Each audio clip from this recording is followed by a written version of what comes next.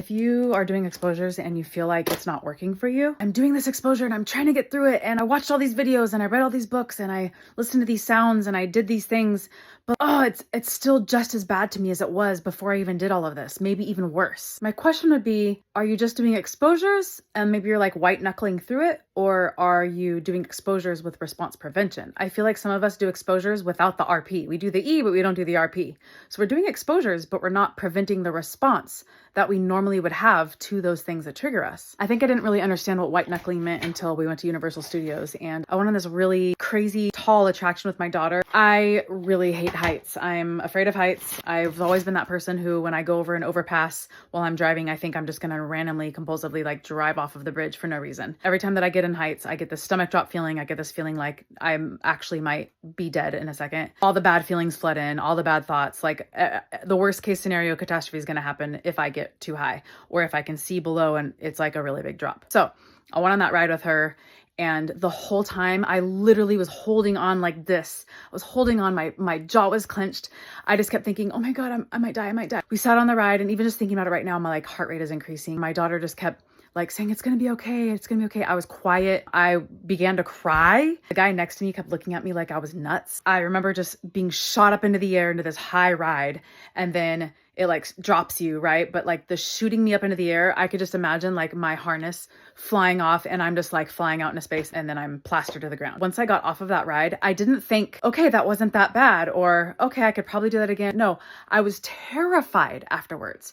But why? I did the exposure. I went on the ride. Why was I still terrified afterwards? And I realized I literally was white knuckling. I was holding on for my dear life. And the second that it was over, I thought, thank God that is over. That feeling was me being in a highly anxious state. And so whatever the thing is that I'm doing is gonna backfire, because my brain is recording that thing as like, it is much better to not be doing that thing. So when I'm facing a fear, I'm gonna experience physical symptoms, but it's my response to those. And my response on that ride was certainly not, I can handle this.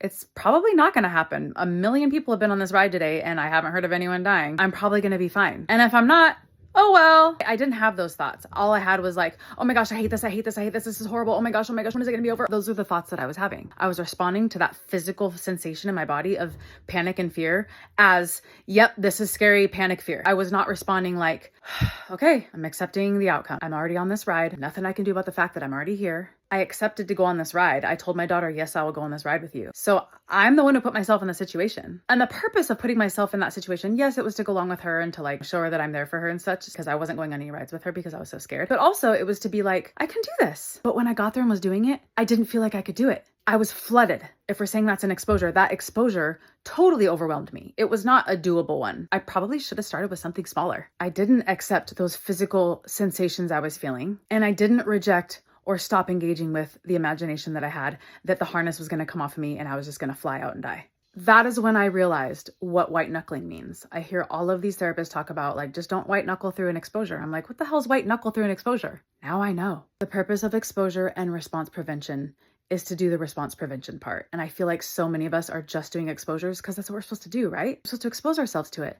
But the purpose is to expose yourself slowly, gradually, doable to these things, and then respond differently. Are we watching those videos?